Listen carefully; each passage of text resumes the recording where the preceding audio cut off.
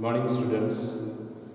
In the previous videos, we have completed the very fundamental or basic chapter, that is the factors of sentence. Though the question will not be asked on directly on that chapter, but that is very important chapter to learn or to understand the further chapters in English. जरी त्या factors of सेंटेन्सवरती तुम्हाला direct प्रश्न परीक्षेमध्ये विचारला गेला नाही, तरी ते शोधायला येणं खूप गरजेचं आहे किंवा ते खूप महत्त्वाचं आहे. कारण त्याच्यावरच अवलंबून दुसरे बरेच चॅप्टर आहेत. म्हणून तो सर्वांचा बेस आहे, बेस. आणि तो जर तुमचा चांगला असेल तर मग नंतरचे जे चॅप्टर आपण शिकणार आहोत ते तुम्हाला अत्यंत चांगल्या पद्धतीनं समजायला मदत होईल. तर त्यामध्ये आपण एकूण 6 घटक पाहिलेले होते. सब्जेक्ट, हेल्पिंग वर्ब, त्याच्यानंतर मेन वर्ब, त्याच्यानंतर इनडायरेक्ट ऑब्जेक्ट, डायरेक्ट ऑब्जेक्ट आणि कॉम्प्लिमेंट. हे 6 घटक तुम्हाला प्रत्येकाला व्यवस्थितरित्या शोधता आले पाहिजे. ते तुम्ही शोधा, तुम्ही प्रयत्न करा. मग तुम्हाला ज्या काय अडचणी येतात त्या अडचणी विचारा. कारण काम नाही केलं तर अडचणी येणार नाहीत. म्हणून ते करत चला. अडचण एखादी येत राहते, ते विचारा. त्याच्यामुळं आणखीन आपल्या नवीन गोष्टी आपल्याला शिकायला मिळतात. तर आज या व्हिडिओमध्ये आपण एका अत्यंत महत्त्वाच्या चॅप्टरला सुरुवात करत आहोत. म्हणून एकही पार्ट याचा न मिस होऊ देता तुम्ही तो व्यवस्थित पाहिला पाहिजे. तर आज या तासात आपण व्हॉइस हा चॅप्टर शिकणार आहोत. व्हॉइसचा अर्थ प्रयोग असा होतो इंग्रजी व्याकरणामध्ये. तर मग याच्यामध्ये शिकत असताना व्हॉइसचे प्रकार, त्याच्यानंतर व्हॉइस आपल्याला बदलण्यासाठी कोणकोणत्या गोष्टी आपल्याला माहीत असायला पाहिजेत, कोणकोणत्या गोष्टीचं पूर्वज्ञान असायला पाहिजे त्या गोष्टी. त्यानंतर चेंज द व्हॉइससाठी परीक्षेमध्ये वेगवेगळ्या ज्या सूचना दिल्या जातात. कधी कधी आपणाला उत्तर येत असताना सुद्धा त्या वाक्याची सूचना न कळाल्यामुळं आपण ते थोडंसं सोडून देतो. त्यानंतर किती प्रकारच्या वाक्यावर आपणाला व्हॉइस करा असं विचारलं जातं, ते वाक्याचे प्रकार. आणि मग आपण त्यातला एक प्रकार घेऊन त्या वाक्याचं पॅसिव्ह व्हॉइस कसं करायचं त्याची माहिती सविस्तरपणे पाहणार आहोत. म्हणून हा चॅप्टर थोडासा दीर्घकाळ चालेल, जास्त वेळ चालेल. कंटाळायचं नाही आणि याच्यातला एकही पार्ट मिस होऊ द्यायचा नाही. त्यामुळं सर्वांनी काळजीपूर्वक व्यवस्थितरित्या सुरुवातीला वाटलंच तर तुम्ही रफ पानावरती लिहून घ्या, रफ पेजवरती लिहा. नंतर तुम्ही तुमच्या चांगलं फेरवहीमध्ये लिहा. पण काळजीपूर्वक करा. आता 10वीला, 11वीला, 12वीला, नंतर पुढे शिकलात, स्पर्धा परीक्षेमध्ये कुठेही हा चॅप्टर आपल्याला कामाला येतो. याच्यावरती फिक्स प्रश्न विचारलेला असतो. त्यामुळे याच्याबद्दलची चांगली माहिती आपल्याला मिळणं गरजेचं आहे. तर मग चला आपण व्हॉइसबद्दल थोडीशी माहिती घेऊया. व्हॉइस म्हणजे प्रयोग. मराठी भाषेमध्ये प्रयोगाचे 3 प्रकार आहेत. तर आपल्या इंग्रजी भाषेमध्ये फक्त 2च आहेत. मग इंग्रजीमध्ये प्रयोगाचे कोणते 2 प्रकार आहेत तर त्यातला पहिला म्हणजे ॲक्टिव्ह व्हॉइस आणि दुसरा passive voice. There are two types of voice in English. Out of them, the first one is active voice and second one is passive voice. Active voice and passive voice. Active voice and passive voice. These are the main two types of voice in English. बघा लक्ष द्या. Active आणि passive हे दोन व्हॉइसचे प्रकार आहेत. Active voice is known as in Marathi कर्तरी प्रयोग. On the other hand passive voice कर्मणी प्रयोग. ऍक्टिव्ह व्हॉइसला मराठीमध्ये कर्तरी प्रयोग म्हणतात, तर पॅसिव्ह व्हॉइसला मराठीमध्ये कर्मणी प्रयोग म्हणतात. परीक्षेमध्ये आपणाला दोन्ही प्रकारावरती प्रश्न विचारला जातो. कसा हा बाण तुम्हाला दिसतो का बघा दाखवलेला. एक बाण, एक ॲरो मी ऍक्टिव्ह व्हॉइस कडून पॅसिव्ह व्हॉइस कडे जाताना दाखवलेला आहे, तर दुसरा ॲरो मी पॅसिव्ह व्हॉइस कडून ऍक्टिव्ह व्हॉइस कडे येताना दाखवलेला आहे. याचा अर्थ कळतो का तुम्हाला? याचा अर्थ असा होतो की परीक्षेत आपल्याला ऍक्टिव्ह व्हॉइसचं पॅसिव्ह व्हॉइस करा असं पण विचारलं जातं आणि पॅसिव्ह व्हॉइसचं ऍक्टिव्ह व्हॉइस करा असंही विचारलं जातं. परंतु इथे एक अडचण अशी आहे की आपल्याला परीक्षेमध्ये ज्या वेळेला एखाद्या वाक्याचा प्रयोग बदला असं विचारलं जातं त्यावेळेला सूचना फक्त चेंज द व्हॉइस एवढीच असते. बघा सूचना काय असते? चेंज द व्हॉइस एवढी सूचना असते फक्त. चेंज द व्हॉइस प्रयोग बदला. मग ज्या वेळेला तुम्हाला अशी सूचना दिली जाईल चेंज द व्हॉइस, त्यावेळेला तुम्ही नेमकं ऍक्टिव्ह व्हॉइसचं पॅसिव्ह व्हॉइस करणार का पॅसिव्ह व्हॉइसचं ऍक्टिव्ह व्हॉइस करणार? नेमकं काय करणार? परीक्षेमध्ये अशी सोय नाही आपल्याला. कोणती? The given sentence is in active voice and change it into passive voice अशी सूचना नसते. किंवा the given sentence is in passive voice and change it into active voice अशी सूचना नसते. एक वाक्य दिलं जातं आणि त्याला सूचना एक दिली जाते, चेंज द व्हॉइस एवढीच एक सूचना दिली जाते. मग अशी सूचना दिल्यानंतर व्हॉट विल यू डू, तुम्ही त्या वाक्याचं काय करणार? तुम्ही त्याचा ऍक्टिव्ह मधून पॅसिव्ह करणार का पॅसिव्ह मधून ऍक्टिव्ह करणार? काय करणार? जर दिलेलं वाक्य ऍक्टिव्ह व्हॉइस असेल तर त्याचं पॅसिव्ह व्हॉइस करायचं आहे. त्या सूचनेचा अर्थ काय होतो? What is the meaning of that instruction? Change the voice. If the given sentence in the question paper is in active voice, then you have to change that sentence into passive voice. And if the given sentence is in passive voice, then you have to change it into active voice. म्हणजेच जर दिलेलं वाक्य active voice मध्ये असेल तर तुम्ही त्याला passive voice मध्ये बदला, आणि जर दिलेलं वाक्य पॅसिव्ह व्हॉइस मध्ये असेल तर त्याला तुम्ही ऍक्टिव्ह व्हॉइस मध्ये बदला. याचाच अर्थ तुम्हाला पहिल्यांदा काय कळालं पाहिजे? काय कळालं पाहिजे?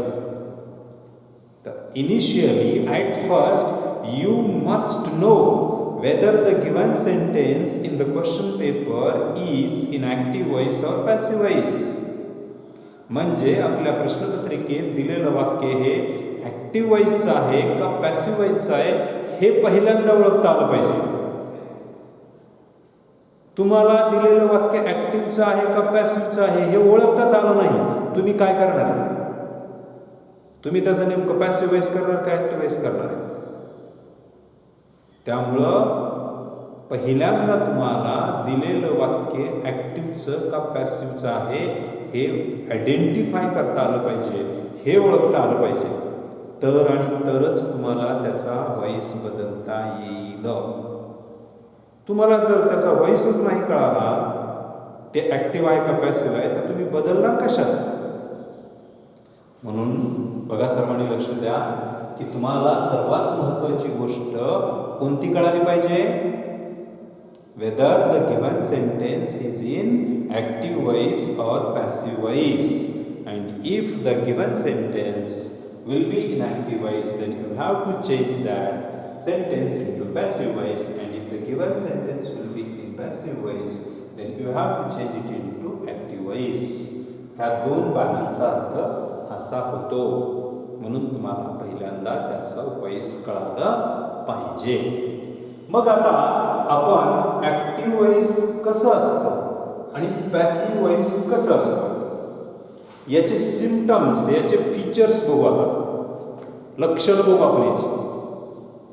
ॲक्टिव्ह व्हॉइस म्हणल्यानंतर ते कशा प्रकारचं असतं बघा वाक्य, आणि पॅसिव्ह व्हॉइस म्हणलं की ते कसं असतं वाक्य.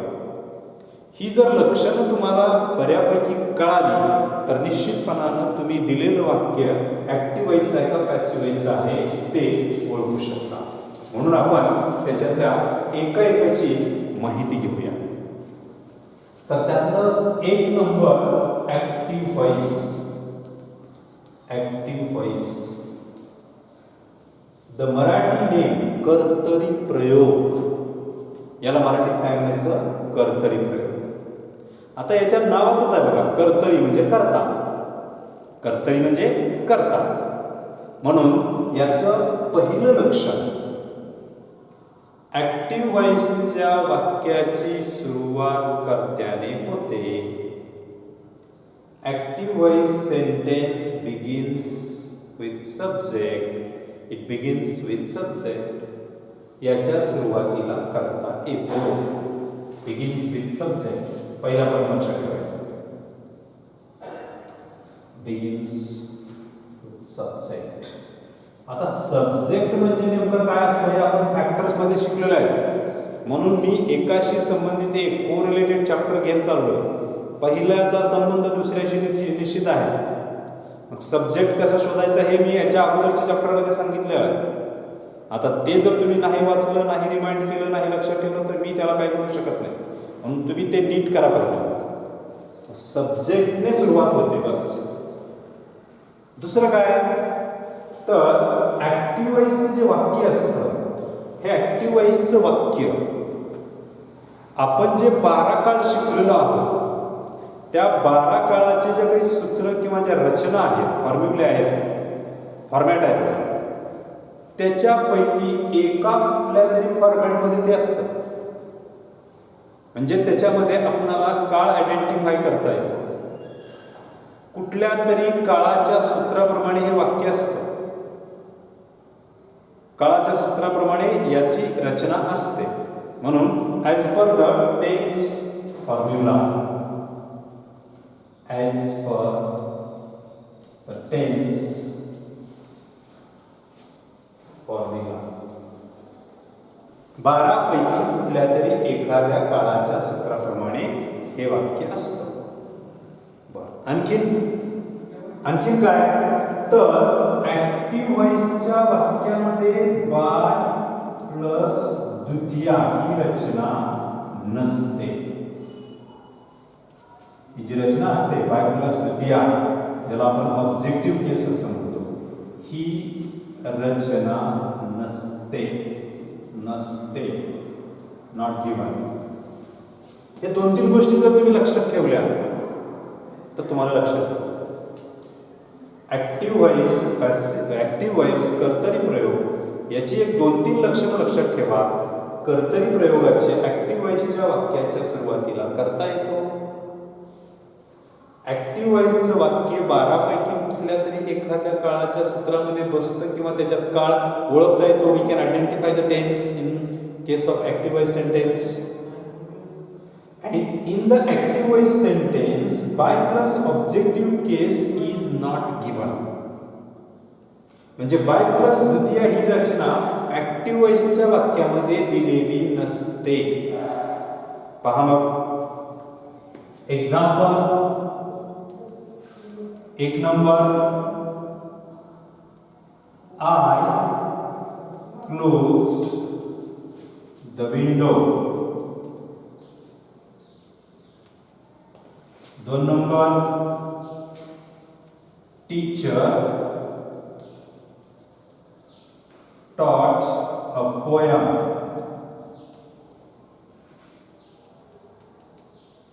3 नंबर,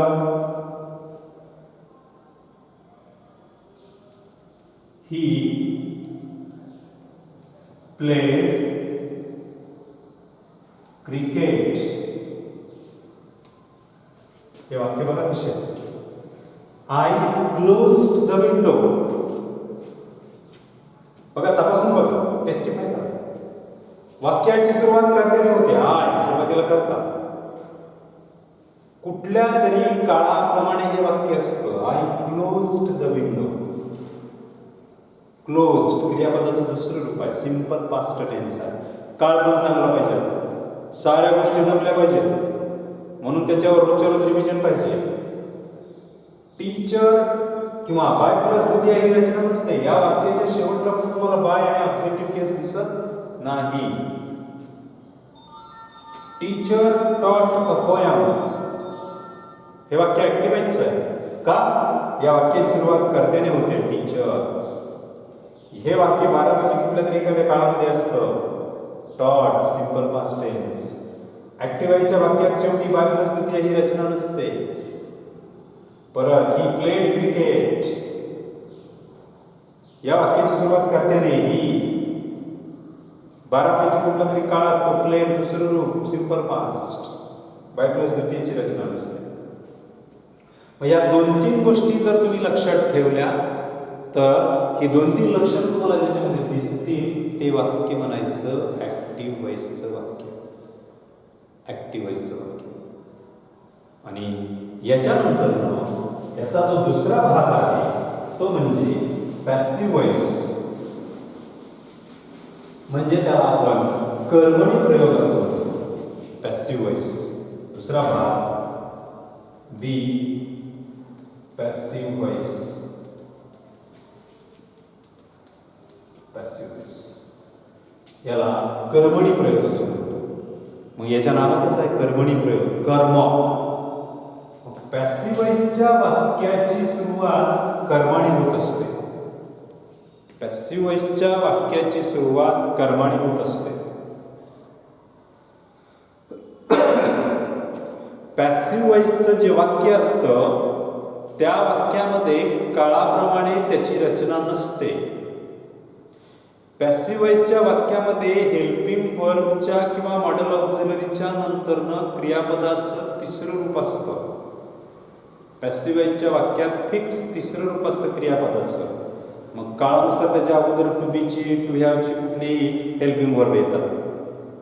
परंतु या वाक्याची रचना काळाप्रमाणे नसते, काळाच्या सूत्राप्रमाणे नसते, काळाच्या सूत्रात बसत नाही.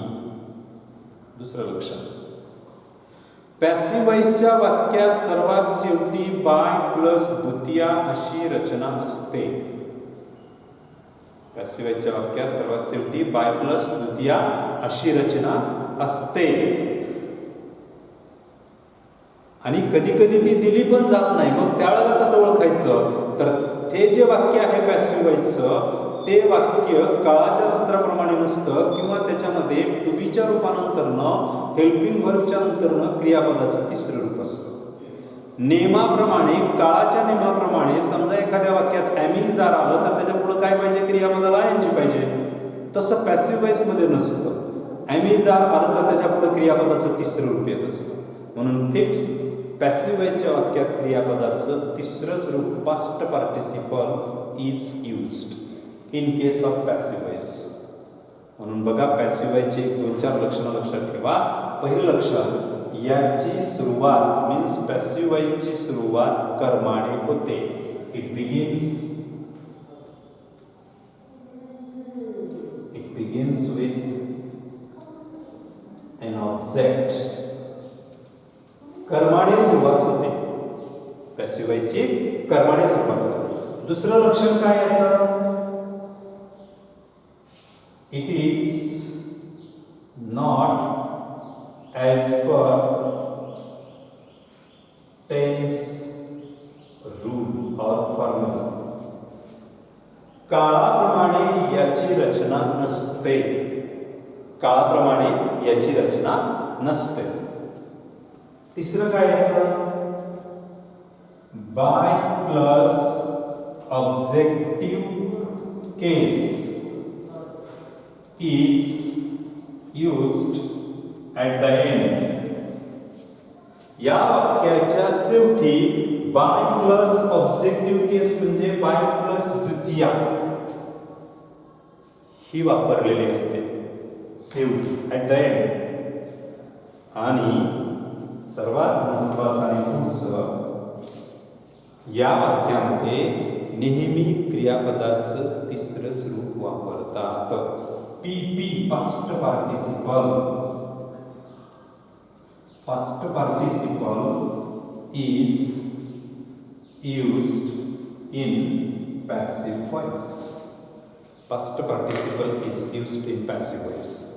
बघा मी पुन्हा सांगतो तुम्हाला, दोन्ही गोष्टी कंपॅरेटिव्हली लक्षात ठेवा, तुलनात्मक दृष्टीने लक्षात ठेवा. म्हणजे तुम्हाला दिलेलं वाक्य ऍक्टिव्ह का पॅसिव्ह व्हॉइस हे बऱ्याच मुलांना त्या वाक्याचं व्हॉइसच कळत नाही. मग ते नेमकं कर्णाधारी काय? अख्खा व्हॉइस चॅप्टर शिकवून झालेला असतो. सारा व्हॉइस शिकवलं का? हो शिकवलं. हां, या वाक्यात कोणता व्हॉइस आहे सांग, ऍक्टिव्ह का पॅसिव्ह? तेच कळत नाही, तेच त्याला कळत नाही. आणि मग तो काय बदलणार पुढे? पोहायला येत नाही पण ऑलिम्पिकमध्ये जायचं, स्विमिंग रेसमध्ये शक्य आहे. म्हणून पहिल्यांदा जे बेस आहे ते बघा. ते दिलेलं वाक्य कुठल्या व्हॉइसमध्ये आहे ते ओळखायला शिका. नंतर न बदलायचं बघू. ओळखायला शिकल्यानंतर न बदलायला सोपं आहे. म्हणून पॅसिव्ह व्हॉइस या वाक्याची 4 लक्षणं. या वाक्याची सुरुवात पॅसिव्ह व्हॉइसच्या कर्माने होते. या वाक्याची रचना कुठल्याच काळाप्रमाणे नसते. या वाक्याच्या शेवटी, सर्वात शेवटी बाय प्लस द्वितीयची रचना असते. या पॅसिव्ह व्हॉइसच्या वाक्यात नेहमी टू बीची रूपं असतील, टू हॅवची असतील. त्यांच्यानंतरनं क्रियापदाचं PP म्हणजे पास्ट पार्टिसिपलच असतं. त्याला म्हणायचं पॅसिव्ह व्हॉइस. तर मग या दोन्ही गोष्टी तुम्ही लक्षात ठेवायच्या. मग आता जर मी तुम्हाला एखादे वाक्य दिलं तर तुम्हाला ते ओळखता येतंय का की बाबा ते दिलेलं वाक्य पॅसिव्ह व्हॉइस आहे का ऍक्टिव्ह व्हॉइस आहे? ते ओळखता आलं पाहिजे तुम्हाला. Weather the given sentence is in active voice or passive voice. बघूया आपण काय होतं ते. एक्झाम्पल देतो तुम्हाला आणि मग तुम्ही त्याच्यावर ओळखायचंय की हे वाक्य ऍक्टिव्ह व्हॉइसचं आहे का पॅसिव्ह व्हॉइसचं आहे. वाक्य देतो मी, बघा नीट लक्षात ठेवा. एक्झाम्पल,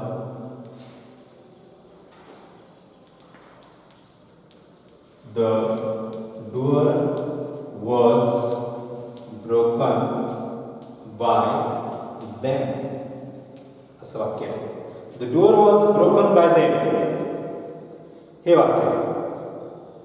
याचं व्हॉइस बदलायचं नाही, जस्ट आयडेंटिफाय, फक्त ओळखायचं whether it is in active voice और पॅसिव्ह व्हॉइस. फक्त हे ऍक्टिव्ह व्हॉइस मध्ये का पॅसिव्ह व्हॉइस मध्ये ओळखायचं. मग ऍक्टिव्ह व्हॉइस याची लक्षणं काय? या वाक्याची सुरुवात ऍक्टिव्ह व्हॉइसच्या कर्त्याने होते. कर्ता म्हणून काय दिलेलं जातं बघा. द डुअर, डुअर निर्जीव वस्तू आहे, ती कर्ता असू शकते का? या वाक्याची सुरुवात कर्त्याने होते. या वाक्यामध्ये कुठला तरी एक काळ असतो किंवा काळाप्रमाणे त्याची रचना असते. या वाक्यात आहे का काळाप्रमाणे रचना? इथं वॉज आलंय आणि पुढे ब्रोकन आलं तिसरं रूप. वॉज आणि वेअर नंतर काळामध्ये पास्ट कंटिन्युअस टेन्स मध्ये पुढे येणाऱ्या क्रियापदाला ING प्रत्यय असतंय. हित आहे का तसं? नाही. ऍक्टिव्ह व्हॉइसच्या वाक्यामध्ये बाय प्लस द्वितीया ही रचना नसते. By plus objective case is not given in case of active voice. Active व्हॉइसच्या वाक्यात शेवटी बाय प्लस द्वितीया दिलेली नसते, याच्यात दिली. म्हणजे याच्यात ऍक्टिव्ह व्हॉइस नाही. राहिला कुठला व्हॉइस? मग पॅसिव्ह व्हॉइस. मग पॅसिव्ह व्हॉइसची लक्षणं आहेत का बघा. पॅसिव्ह व्हॉइसच्या वाक्याची सुरुवात कर्माने होते. The doer. पॅसिव्ह व्हॉइसचं जे वाक्य असतं ते काळाच्या कुठल्या सूत्राप्रमाणे नसतं. वॉज आणि तिसरं रूप अशी कुठल्या काळाची रचना आहे का बघा बरं. वॉज वेर आणि क्रियापदाचं तिसरं रूप आणि त्याला आपण कुठल्या तरी काळाचं नाव दिले असं आहे का बघा. नाही. पुढचं लक्षण, पॅसिव्हच्या वाक्यात सर्वात शेवटी बाय प्लस द्वितीय ही रचना दिलेली असते. बाय प्लस देन ही द्वितीय आहे त्याची आणि ही इथं दिलेली आहे. आणि सर्वात शेवटी पॅसिव्हच्या वाक्यात क्रियापदाचं तिसरंच रूप असतं. ब्रोकन किती रूप आहे? तिसरं. म्हणजे जवळजवळ पॅसिव्हची जास्तीत जास्त लक्षणं या वाक्यात आपल्याला दिसून येतात. म्हणून हे वाक्य कोणत्या व्हॉइसचं म्हणायचं? पॅसिव्ह व्हॉइसचं. हे वाक्य कोणत्या व्हॉइसचं आहे? Passive voice. हे तुम्हाला ओळखता येणं अनिवार्य आहे, मस्ट आहे, कंपल्शन आहे, तुम्हाला यादच पाहिजे. येणार तर येणारच नाही पुढचं तुम्हाला. हीच तर सुरुवात आहे खरी. मग आता मी दुसरं वाक्य लिहितो, मी जसं आता केलं तसं तुम्ही बघा करून येतो तुम्हाला.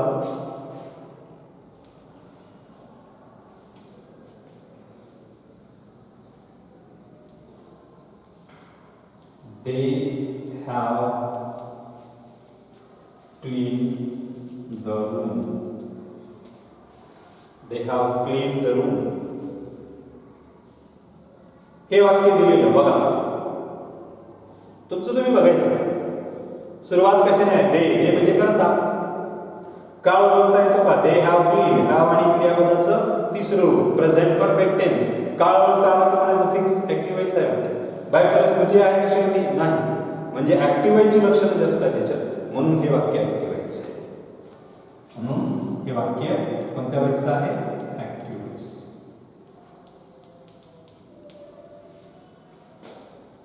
त्यानंतर मी इथं तुम्हाला एक 5-6 वाक्य लिहितो. तुम्ही त्याचा व्हॉइस ओळखायचा आहे आणि तुम्हाला त्याच्यात काय अडचण असतील तर मला विचारायचं. क्वेश्चन आहे मला, identify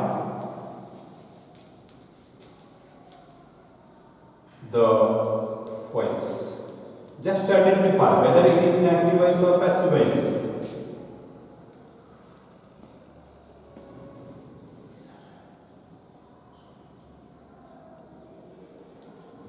She was rewarded by the police.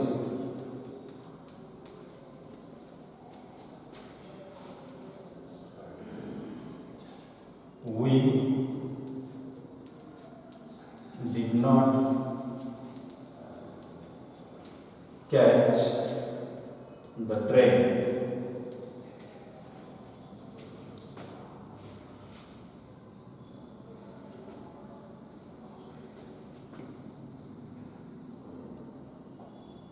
Homework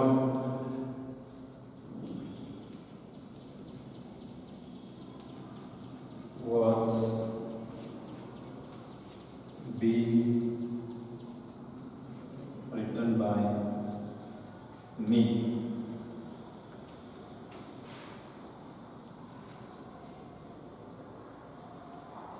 She saw an elephant.